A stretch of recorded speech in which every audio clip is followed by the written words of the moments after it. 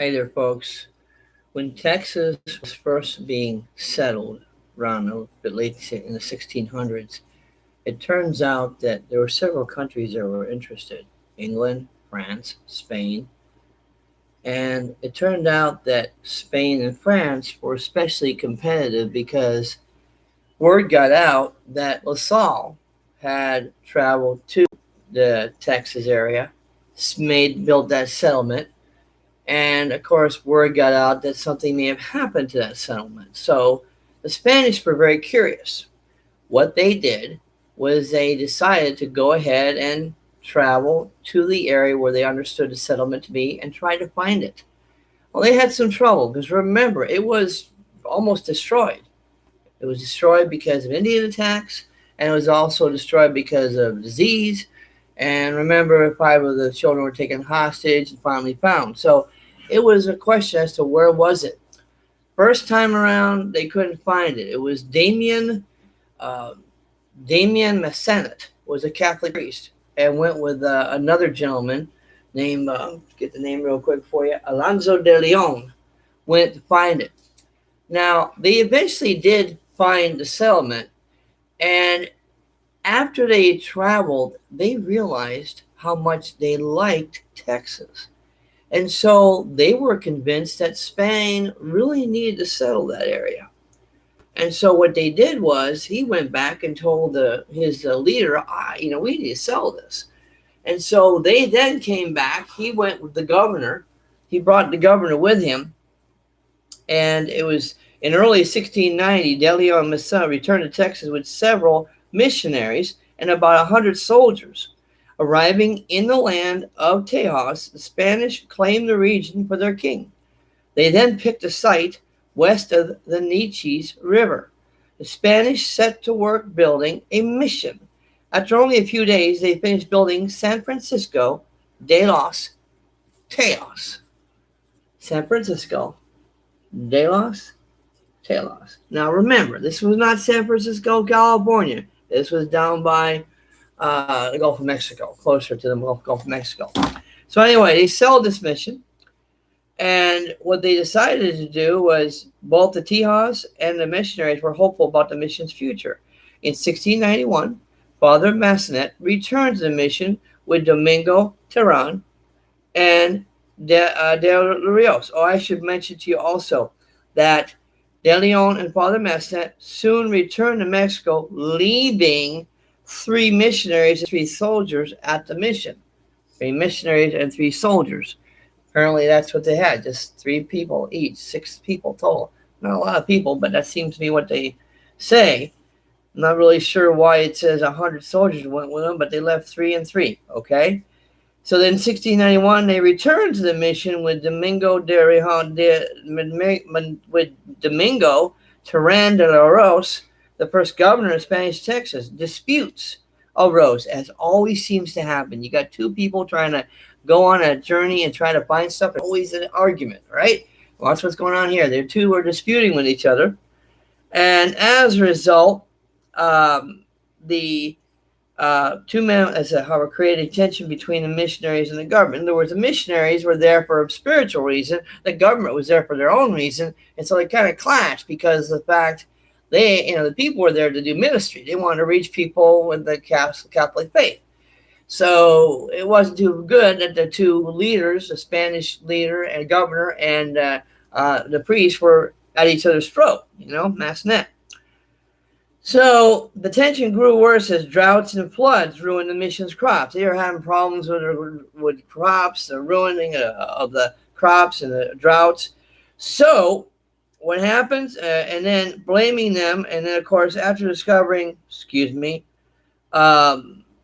creating tensions between them, grew worse as droughts and floods ruined the mission's crops, supplies were scarce, and the Spanish had to live on corn cakes.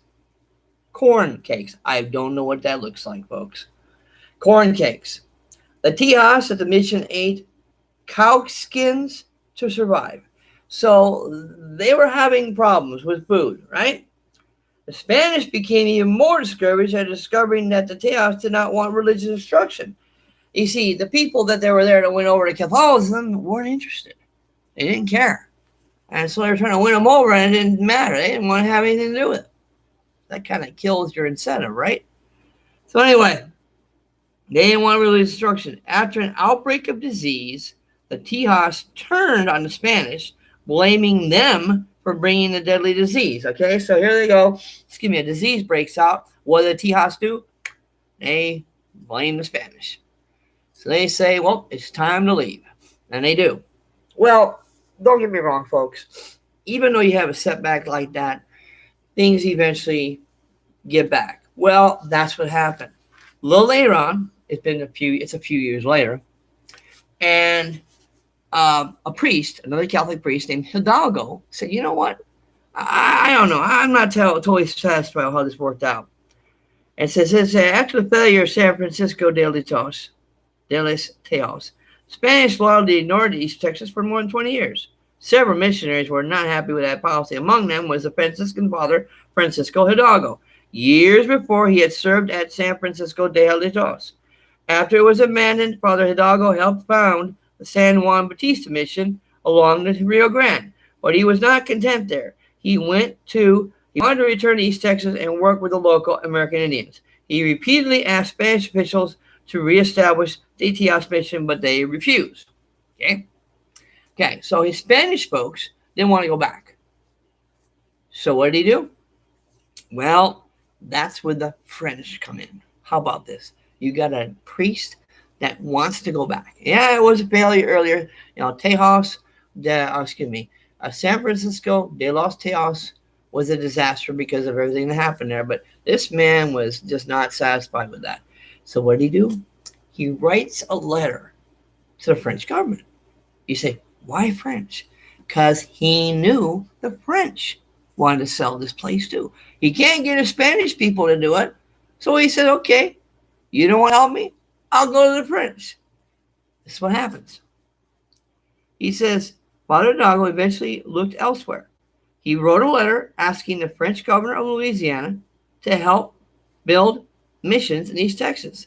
Sending that letter was a daring move because you have seen France and Spain were not friends. They were enemies. The French in Louisiana had been looking for an opportunity to trade with Spanish colonists in Mexico. However, Spain would not allow it. When the governor of Louisiana received Hidalgo's letter, he saw an opportunity.